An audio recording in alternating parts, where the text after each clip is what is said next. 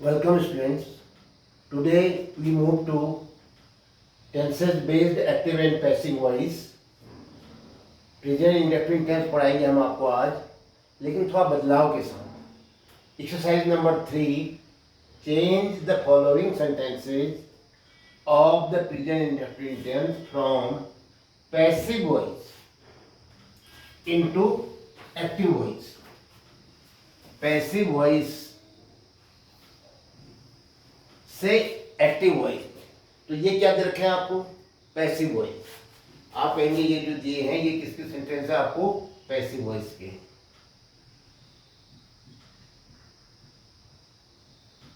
और आपने क्या बनाने हैं इनके? आपने बनाने हैं इनके एक्टिव वॉइस।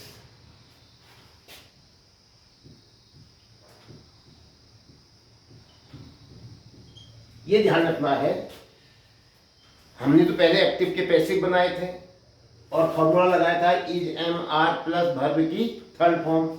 ध्यान दिया होगा आपने, is am are plus verb की थर्ड फॉर्म V3। अब वो जो V3 है वो यहां आ गया, is am are plus V3 यहां आ गया, उसको चेंज करना है। ध्यान रखना बहुत ही, क्योंकि आपने पहले दो अभ्यास कर लिए हैं। पहला, you are insulted by him. You are insulted by him क्या होगा सोचो?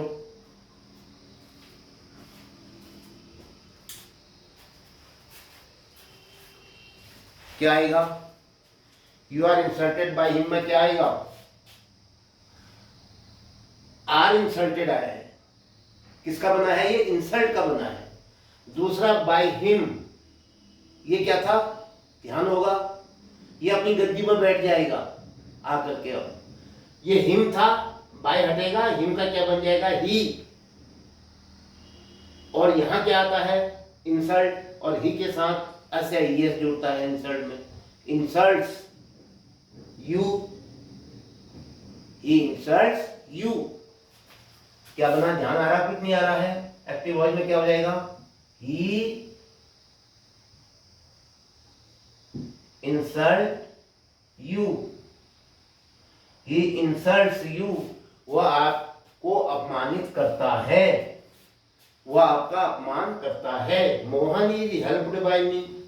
फिर देखो, is helped, is plus verb की थर्ड फॉर्म पैसिव में आई है। एक्टिव में क्या हो जाएगी? हेल्प हो जाएगी या हेल्प्स हो जाएगी।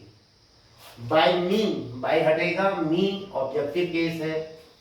यहां देखिए, मी का क्या हो जाता है? आई। तो यहां क्या आ जाएगा? आई। और इज हेल्प का क्या हो जाएगा? I help. और मोहन पीछे चला जाएगा, आई हेल्प ऑब्जेक्ट बन करके I help Mohan. I help Mohan. Yes. Are you praised by her. ध्यान दीजिए, आर यू, आर कहाँ है? यहाँ आ गया, और प्रेज्ड यहाँ आ गया। ये वाक्य क्या है? इंट्रोगेटिव सेंटेंस है। तो ये किससे बना है? प्रेज से या प्रेजेस से। बाय मी, बाय मी का बाय हटेगा, मी का क्या हो जाएगा? नहीं, बाय हर, हर का क्या हो जाएगा? सी। हर का क्या हो जाएगा? सी। और सी के साथ प्रेज में क्या आता है? SIES, praises. वह तारीफ करती है, प्रशंसा करती है। लेकिन प्रेजेज में क्या छिपा है? डज। तो इसलिए आर किसमें बदलेगा? डज में। क्या बना? Does she. ये सी कहां से आया? ये हर से। ये हर जो है नॉमिनेटिव केस में यहां आकर के सी हो जाता है। Does she. बाकी क्या बचा यहां? थर्ड फॉर्म की तो फर्स्ट फॉर्म आ गई। Does she praise. और ये जो यू था, ये पीछे जाके ऑब्जेक्टिव केस में, यू का ऑब्जेक्टिव केस भी यू ही होता है। नॉमिनेटिव भी यू, ऑब्जेक्टिव भी यू। इसका मतलब तुमने, उसका मतलब तुमको। Does he praise you? Question mark. Yes, the teachers are obeyed by their students. The teachers are obeyed by their students. तो क्या होगा? are obeyed का obey। अब यहां देखो, their students यहां आ जाएंगे,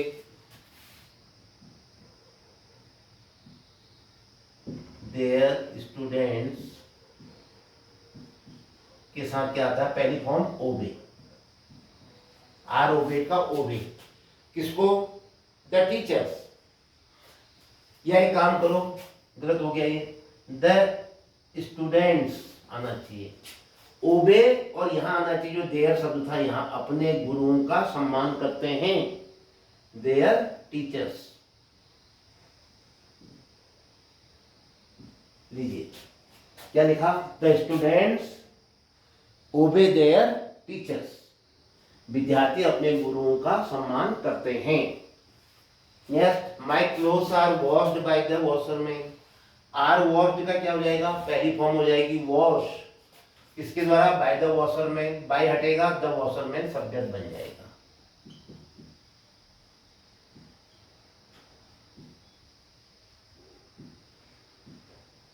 द वॉशरमैन एक व्यक्ति है तो वॉश नहीं आता है उसके साथ, पहली फॉर्म में क्या आता है, यस, वॉशेज माई क्लोथ्स, पीछे चला जाएंगे ऑब्जेक्ट में, the washerman washes my clothes,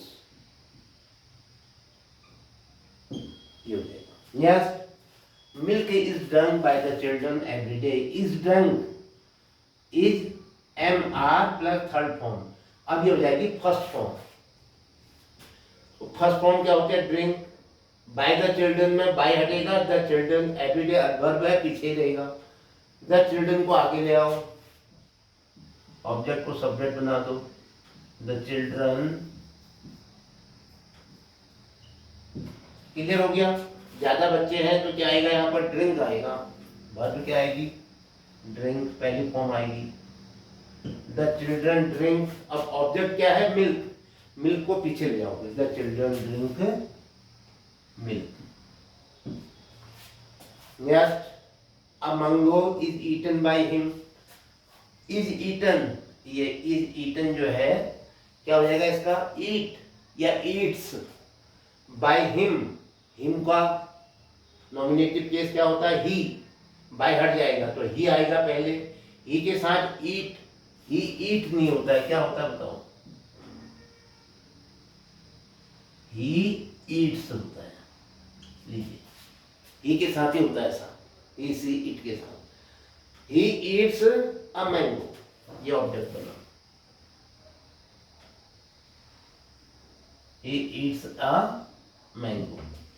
next, are song sung by them, ये क्वेश्चन मार्क है यहाँ पर, क्या गाने उनके द्वारा गाए जाते हैं, तो बाय देम, बाय हटेगा, देम का क्या हो जाएगा, दे, और आर सॉन्ग, आर संग का क्या हो जाएगा, ये आदि वर्ब यहाँ है, आदि यहाँ है ना, इसका हो जाएगा सिंग या सिंग्स, देम का दे के साथ सिंग आता है, क्या छिपा है इसमें, डू छिपा है, डू दे सिंग सॉन्ग्स। देखो इंट्रोगेटिव बना दो ना, यहाँ तो हमने आर से बनाया हेल्पिंग वर्ब, यहाँ हमारे पास केवल सिंग है, हेल्पिंग वर्ब है ही नहीं, तो सिंग में क्या छिपा रहता है, वर्ब की फर्स्ट फॉर्म में डू या डज, तो सिंग है तो डू छिपा है, सिंग से होता तो डज छिपा होता, सब्जेक्ट पर निर्भर करेगा। ये तुमने कहा बाय देम में, देम आगे जाके सब्जेक्ट बनना है तो दे हो जाएगा, बाय हट जाएगा तो दे के, ये दे हो जाना है यहाँ पर, तो दे के साथ क्या आएगा, डू, डू दे, अब वर्ब लाओ, पहली फॉर्म जो थी सिंग, सॉन्ग्स, ये सॉन्ग्स जो सब्जेक्ट था वो जाके ऑब्जेक्ट बन गया। तो आज हमने पैसिव वॉइस से एक्टिव बनाई, कैसे अंदाज लगाया आपने, is am are plus verb की थर्ड फॉर्म को फर्स्ट फॉर्म में रखा, ठीक है, जैसे इस हेल्प्ड का हेल्प, आर प्रेज्ड का प्रेज, आर ओबेड का ओबे, आर वॉश्ड का वॉश, इज ड्रंक का ड्रिंक, इज ईटन का ईट, आर संग का सिंग। अगर सब्जेक्ट, अगर यहाँ हिम था, यहाँ के ही हो रहा है या सी हो रहा है या इट हो रहा है, द बॉय हो रहा है, राम हो रहा है, तो उसमें ऐसे यस लगेगा। और अगर इंट्रोगेटिव बताएंगे तो इजा मार्क में बदल जाएगा, डू या डज में, डू या डज में। तो इस प्रकार से आपने आज प्रेजेंट टेंस में, प्रेजेंट इंडेफिनिट टेंस में पैसिव वॉइस से सेंटेंस को एक्टिव में बदला। अब आपकी समझ में थोड़ा बहुत तो आना ही चाहिए कि जब हम मूल वर्ब होते हैं उसमें is am are plus third form लगाते हैं, और जब पैसिव में इजम आर के साथ थर्ड फॉर्म होती है तो उसको मूल फॉर्म में बदल देते हैं। इसके साथ ये वीडियो समाप्त होता है। जय हिंद।